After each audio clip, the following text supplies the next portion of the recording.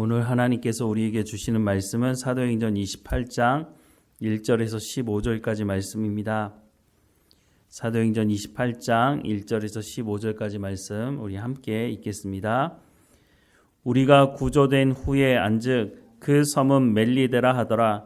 비가 오고 날이 참에 원주민들이 우리에게 특별한 동정을 하여 불을 피워 우리를 다 영접하더라.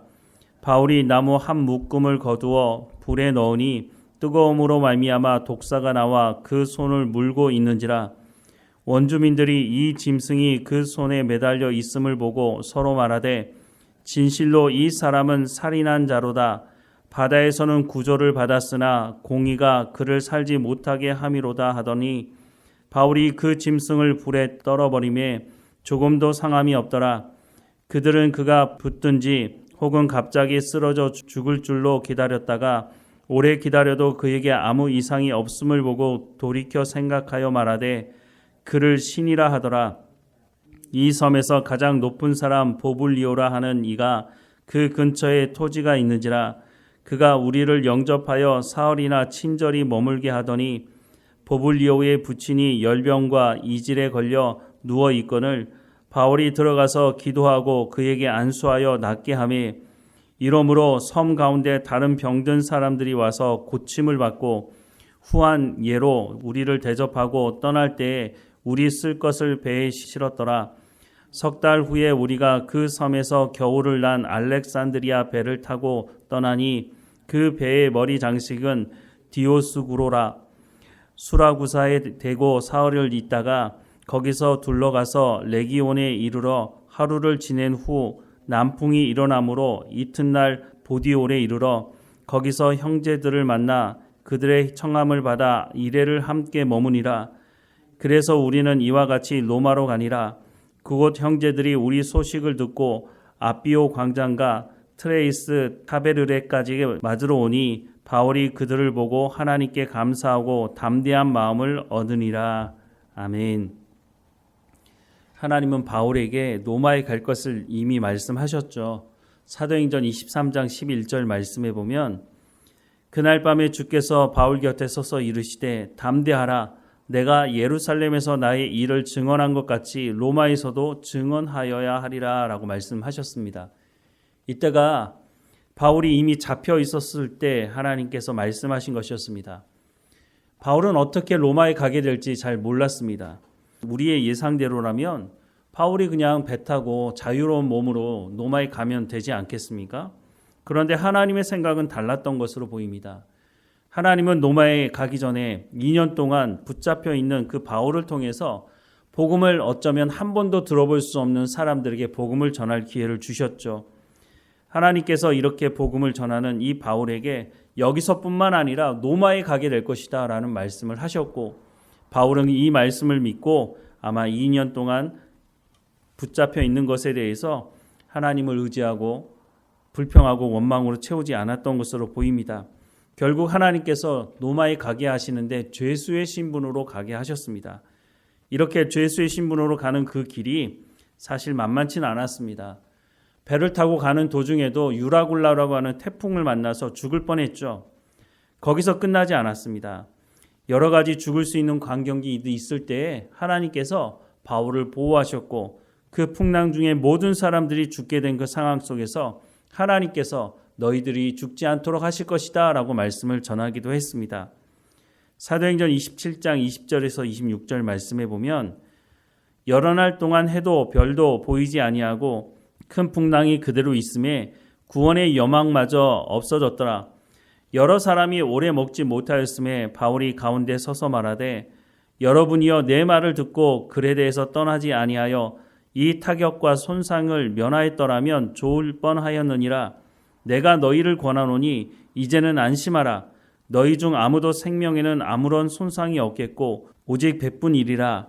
내가 속한 바 곧 내가 섬기는 하나님의 사자가 어젯밤에 내 곁에 서서 말하되 바울아 두려워하지 말라. 내가 가이사 앞에 서야 하겠고 또 하나님께서 너와 함께 항해하는 자를 다 내게 주셨다 하였으니 그러므로 여러분이여 안심하라. 나는 내게 말씀하신 그대로 되리라고 하나님을 믿노라. 그런즉 우리가 반드시 한 섬에 걸리리라 하더라라고 말씀하고 있습니다. 이렇게 하나님께서 말씀하신 대로 바울과 그 일행들은 다 살아나게 됐습니다. 그들이 도착한 섬 이름이 멜리데라고 말하고 있습니다. 지금 로마의 가장 밑단에 있는 섬으로 알려져 있는데요. 이곳에 도착했을 때 그곳 원주민들이 이 사람들을 반갑게 맞이해 주었다라고 말씀하고 있습니다. 이렇게 이 사람들에게 대접하던 이 사람들 중에 놀라운 광경을 보게 되는데요. 불을 쬐고 있는 그 바울의 손목을 물고 있는 독사의 모습을 보게 된 것입니다. 그때 사람들이 뭐라고 말합니까? 저 사람은 죄가 있어서 저렇게 바다에서는 살아남았는지 모르지만 이제 독사에 물려서 죽게 되겠구나 라고 말을 하고 있다는 겁니다. 오늘 본문 말씀을 보면 3절 이하의 말씀에 바울이 나무 한 묶음을 거두어 불에 넣으니 뜨거움으로 말미암아 독사가 나와 그 손을 물고 있는지라. 원주민들이 이 짐승이 그 손에 매달려 있음을 보고 서로 말하되 진실로 이 사람은 살인한 자로다. 바다에서는 구조를 받았으나 공의가 그를 살지 못하게 함이로다 하더니 바울이 그 짐승을 불에 떨어버리며 조금도 상함이 없더라. 그들은 그가 붙든지 혹은 갑자기 쓰러져 죽을 줄로 기다렸다가 오래 기다려도 그에게 아무 이상이 없음을 보고 돌이켜 생각하여 말하되 그는 신이라 하더라 라고 말하고 있습니다. 바닷가에 사는 사람들이 모두 다 그런 것은 아니지만 대체적으로 미신을 믿는 사람들이 많습니다. 이렇게 미신을 믿는 사람들 특징 중에 하나가 권선징악을 믿는 것입니다. 즉 선하게 살면 복을 받지만 악하게 살면 벌을 받는다는 거죠. 물론 이 말이 다 틀린 것은 아닙니다. 그런데 모두 이 말에 다 적용되는 것도 아니죠. 그래서 이런 생각을 하고 있던 이 사람들이 바울이 독사에 물린 것을 보면서 뭐라고 말했다고요? 저 사람은 살인한 자라고. 저 사람에게 분명히 악한 죄를 지은 것이 있다고. 그러니까 바다에선 살아났는지 모르지만 뱀에 물려서 이제 죽게 되겠구나라고 생각을 한 거죠. 그런데 어떻게 됐습니까? 바울이 죽지 않자 뭐라고 말합니까? 이 사람들이 우상을 섬기는 사람이라는 것을 분명히 알게 되는데요. 이 사람들이 바울을 향해서 신이라고 말합니다. 분명히 신이기 때문에 죽지 않는 것이다 라고 말을 하는 것이죠.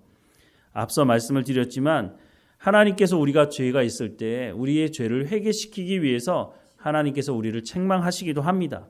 하지만 모든 경우가 다 그렇습니까? 그렇지 않다고 성경은 말씀하고 있죠. 대표적인 예가 바로 욥을 통해서 우리가 알 수 있는 거죠. 하나님께서 우리를 경건의 훈련을 시키기 위해서 우리를 고난 가운데 밀어 넣을 때도 있다고 하는 것입니다. 물론 우리가 죄에 대해서 민감하게 생각하고 반응할 필요가 있죠. 우리가 죄가 있는 채로는 하나님과 더 친밀한 관계로 나갈 수가 없으니 우리가 고난이 있을 때 하나님께 먼저 하나님 내가 죄 가운데 있습니까? 라고 묻는 것은 당연한 일일지도 모르지만 우리가 고난 중에 있다고 모든 것이 죄와 관련된 것은 아니라고 하는 것을 성경이 말씀하고 있다는 것을 우리가 분명히 알아야 할 것입니다. 이것으로 끝나지 않고 바울은 보볼리오라고 하는 사람의 부친의 병도 고쳐줍니다. 그리고 많은 병든 사람들이 바울을 찾아와서 병을 낫게 되죠. 이 모든 상황을 지켜보는 사람들이 있습니다. 그 사람들은 멜리데 섬의 사람들도 있겠지만 바울과 함께 배를 타고 여기까지 온 사람들입니다. 이 사람들은 어떻게 생각했을까요? 바울이라고 하는 사람이 도대체 어떤 사람이길래 그 사람이 말한 대로 우리가 배에서 다 죽지 않고 살아남았고 또 많은 사람들이 바울을 만나서 고침을 받는 모습을 보면서 이 사람들은 무슨 생각을 했을까요? 바울은 내가 특별하기 때문에 당신들을 살려주는 것이다 이렇게 말하지 않았습니다. 바울은 배 안에서도 하나님께서 내 가운데 이렇게 말씀하셨다라고 말하지 않았습니까? 그리고 사람들은 생명이 살아나는 경험을 하게 되었죠. 오늘 우리가 복음을 전할 때도 마찬가지입니다. 하나님께서 우리를 통해서 역사하는 것입니다. 예수님은 모든 민족에게 가서 내가 너희에게 분부한 모든 것을 가르쳐 지키게 하라라고 말씀하십니다. 우리가 다른 사람들에게 복음을 전하면서 가르쳐 지키게 하려고 하면 어떻게 해야 되겠습니까? 우리가 먼저 하나님의 말씀을 듣고 순종하는 삶을 살아가지 않으면 그 사람들이 우리를 보면서 너나 잘하라고 그렇게 말하지 않겠습니까? 물론 우리 가운데 부족함이 있습니다. 그러니까 예수님 뭐라고 말씀하십니까? 세상 끝날까지 내가 너희와 항상 함께 있겠다고 말씀하지 않으십니까? 또 예수님께서 구하는 자에게 성령을 주시겠다고 말씀하시는 이유는 무엇입니까? 우리의 연약함을 잘 아시기 때문인 것입니다. 우리가 쉽게 넘어지고 우리도 하나님 말씀에 온전히 순종하지 못한다는 것을 예수님 아시는 거죠. 하지만 우리를 구원하신 그 예수님께서 그냥 내버려 두시는 것이 아니라 우리 가운데 성령을 통해서 하나님의 말씀을 듣고 순종하며 살아갈 수 있도록 하신다고 말씀하고 있습니다. 이때 우리가 해야 되는 것은 자원함으로 하나님 말씀을 듣고 순종하는 것입니다. 내가 완벽해서가 아니라 하나님 내 연약함에도 불구하고 나를 구원하신 그 하나님께 감사하다고, 내가 하나님의 말씀대로 순종하며 복음을 전하는 삶을 살아가기 원한다고 할 때에 하나님께서 우리를 통해서 일하신다고 하는 것입니다. 우리가 바울을 보면 바울과 같이 완벽한 사람이 있을까? 바울과 같이 이렇게 경건에 온전한 사람이 있을까? 라는 생각을 하지만 바울도 들여다보면 연약한 점이 있었습니다. 하지만 하나님께서 그 바울을 통해서 역사하실 때 바울이 순종함으로 따라가지 않았습니까? 그래서 이 놀라운 일들, 복음을 증거하는 일들이 일어나게 되었다고 하는 것입니다.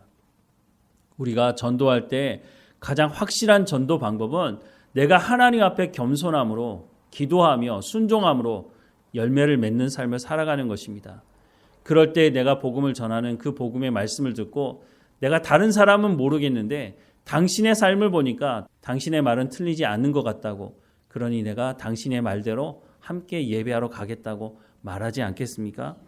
바울이 연약한 부분이 있었지만 바울이 하나님 말씀대로 순종하며 살려고 했을 때에 그가 전하는 그 복음의 말씀을 듣고 많은 사람들이 주께 돌아왔던 것처럼 오늘 우리도 마찬가지라는 생각을 합니다. 물론 연약한 점이 있지만 기도하며 순종함으로 하나님의 말씀대로 순종하며 살아가려고 할 때에 내 삶을 통해서 하나님께서 역사하실 것입니다. 내가 아무리 말을 잘하는 사람이라 할지라도 내가 말을 할 때 그 사람의 마음의 문이 열리지 않으면, 성령께서 그 사람의 마음을 열어주지 않는다면 어떻게 그 사람이 복음을 받아들일 수 있겠습니까? 성령이 아니고는 예수를 주라 고백할 수 없다라고 성경은 말씀하고 있다는 것을 기억해야 할 것입니다. 하나님께서 알아서 하겠지? 아니죠. 내가 하나님 앞에 순종하고 자원함으로 하나님 말씀대로 순종하고 하나님 말씀을 전할 때 그 가운데 하나님 역사하신다고 말씀해 주고 있는 것입니다. 오늘 우리를 통해서 복음이 증거되고 하나님께서 우리 가운데 부흥을 맛보게 하실 그 날을 기대하며 오늘도 순종하며 살아가는 우리의 삶이 되기를 주님의 이름으로 축원합니다. 기도하겠습니다. 사랑하는 하나님, 오늘 우리가 살아가는 삶의 현장에서 하나님의 말씀에 순종하게 하시고 그 말씀을 통해서 하나님의 역사가 일어나게 하시고 우리의 입술을 통해서 우리의 삶을 통해서 복음이 증거되게 하셔서 우리와 함께 예배하는 이곳이 하나님이 어떤 분이신지 알고 하나님의 은혜를 경험하는 시간이 될 수 있도록 하나님 은혜를 허락해 주옵소서. 우리의 입술과 우리의 삶을 통해 복음이 증거되는 현장이 될 수 있도록 우리의 삶을 주관하시고 인도해 주옵소서.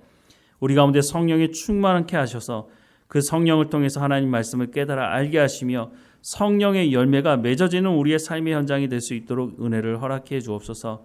하나님, 우리의 모든 문제를 하나님 앞에 내려놓습니다. 우리의 문제 때문에 복음이 증거되는 내 걸림돌이 되지 않도록 하나님 우리의 삶을 주관하시고 인도해 주시고 하나님 주시는 그 참 평안함을 누리며 살아가는 우리의 삶이 될 수 있도록 은혜를 허락해 주옵소서. 오늘 어느 곳에 있든지 하나님과 동행하며 감사하는 삶이 되게 하시고 우리의 육체의 건강함도 하나님 지켜주시고 늘 깨어서 하나님과 동행하며 하나님의 말씀에 순종하는 우리의 삶이 될 수 있도록 인도해 주옵소서. 우리와 늘 함께 하시는 하나님께 감사드리고 예수님의 이름으로 기도드립니다.